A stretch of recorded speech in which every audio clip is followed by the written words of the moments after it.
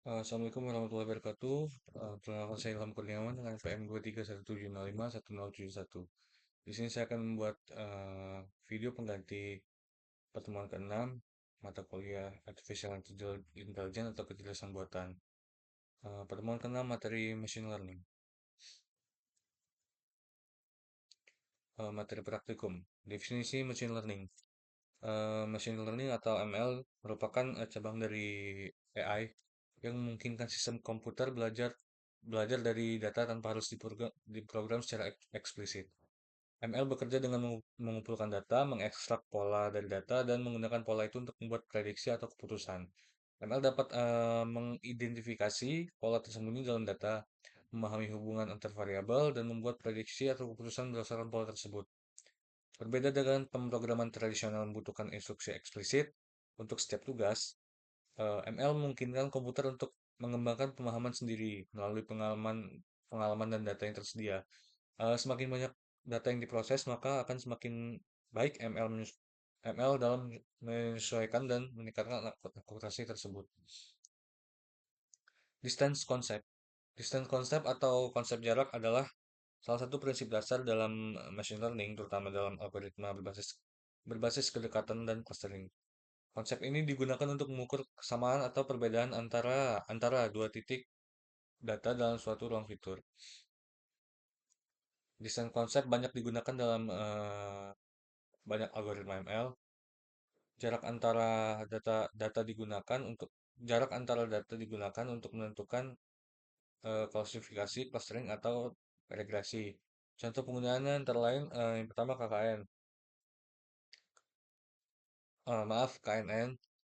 Jarak antara titik data dan data latih menentukan klasifikasinya. Lalu ada key-means, jarak digunakan untuk mengelompokkan data berdasarkan kemiripan atau kesamaan jarak. Jenis-jenis metode dari pengukuran jarak, yang pertama ada Euclidean distance, adalah jarak garis lurus terpendek antara dua titik. Rumusnya distance AB sama dengan akar dari nilai XI dikurang YI dipangkatkan 2. Cocok dalam algoritma seperti KNN dan K-means untuk menghitung kesamaan antar data. Lalu ada Manhattan distance. Manhattan digunakan untuk menghitung jarak berdasarkan perbedaan absolut di tiap dimensinya. Rumusnya distance AB sama dengan nilai dari eh, XI dikurang dengan YI. Sering digunakan pada data yang memiliki fitur dengan nilai diskrit atau berbentuk grid. Lalu ada Minkowski distance, adalah generalisasi dari Euclidean dan Manhattan. Rumusnya seperti ini. Distance AB sama dengan nilai dari XI dikurang YI dipangkatkan P dipangkatkan 1/P. Jika P sama dengan 1, maka ini sama dengan Manhattan distance. Jika P sama dengan 2, maka sama dengan Euclidean distance. Jenis-jenis machine learning. Yang pertama supervised learning. Adalah jenis ML di mana model dilatih menggunakan data yang telah diberi label. Artinya setiap sampel data dalam dataset memiliki pasangan input atau features dan output atau label.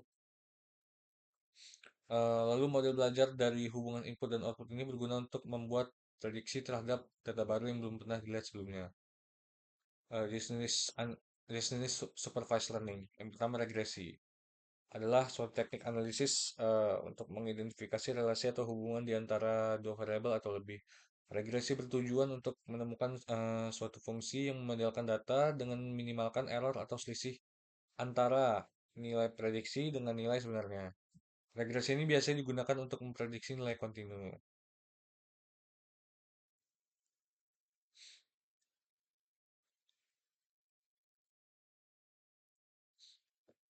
Data di atas terdiri dari beberapa variabel dengan dua jenis, yaitu dependent variable dan independent variable. Dependent variable adalah variabel yang akan kita prediksi atau pelajari, serta bernilai continuous, sedangkan independent variable adalah variabel yang menjelaskan atau menyebabkan nilai target yang ada di output. Dan untuk nilai dari variabelnya bisa berupa nilai continue ataupun kategori. Algoritma-algoritma dari regresi ini di antara lainnya yaitu linear regression, polynomial regression, lasso regression, ridge regression, Bayesian linear regression, neural network regression. Lalu yang kedua ada klasifikasi, adalah sebuah teknik untuk mengklasifikasikan atau mengkategorikan beberapa item yang belum berlabel ke dalam sebuah set kelas diskrit. Klasifikasi mencoba mempelajari hubungan antara kumpulan variabel fitur dan variabel target. Dalam klasifikasi, variabel targetnya bertipe kategori.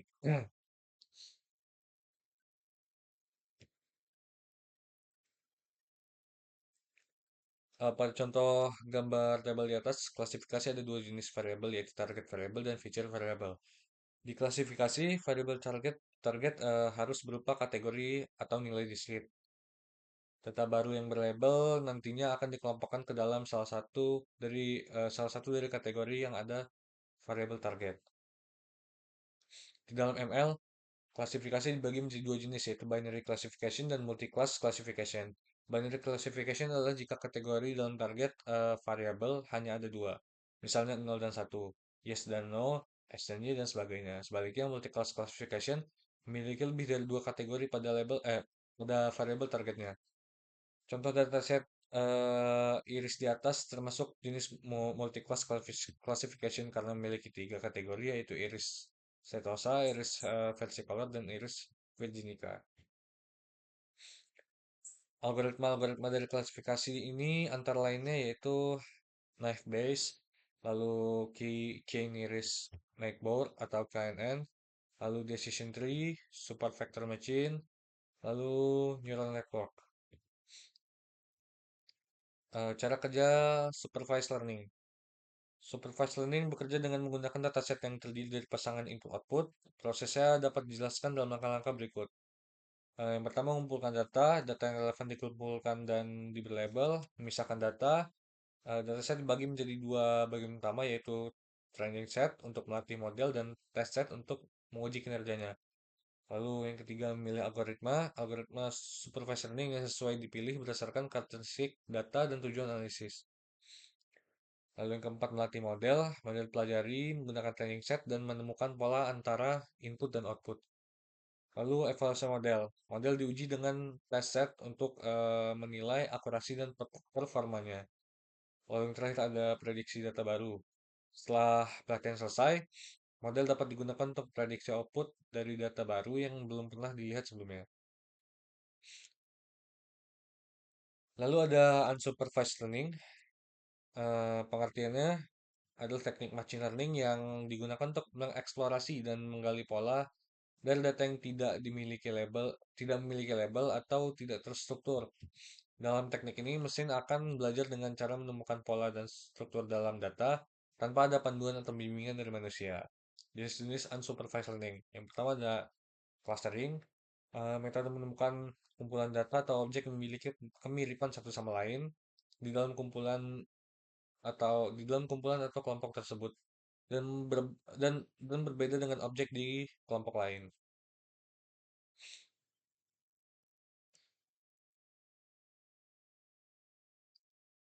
Lalu ada association rule,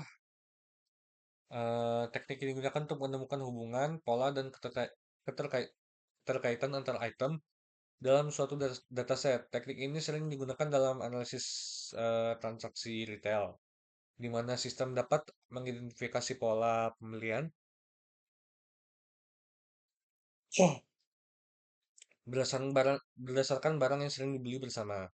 Salah satu algoritma yang paling terkenal dalam association rule adalah a priori.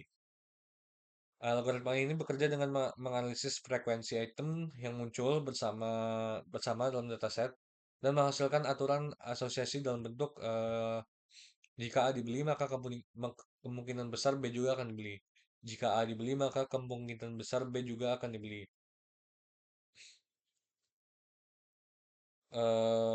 Jika jika A dibeli, maka kemungkinan besar B juga akan dibeli. Contohnya dalam analisis transaksi supermarket, a priori dapat menemukan bahwa pelanggan yang membeli roti dan mentega cenderung juga membeli susu.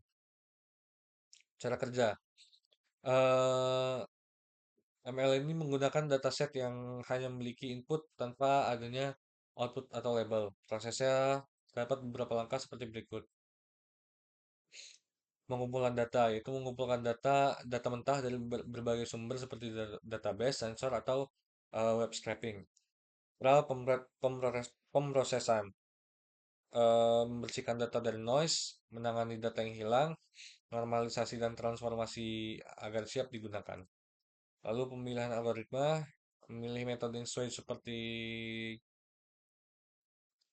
K-means untuk clustering atau PCA untuk reduksi dimensi. Pelatihan model, menjalankan algoritma pada data untuk menemukan pola atau struktur tersembunyi, lalu analisis hasil, mengevaluasi hasil menggunakan metrik seperti silhouette score atau visualisasi hasil. Implementasi menggunakan model dalam sistem data seperti segmentasi pelanggan atau deteksi anomali. Baik, mungkin video pengganti pertemuan 6 cukup sampai di sini. Terima kasih. Wassalamualaikum warahmatullahi wabarakatuh.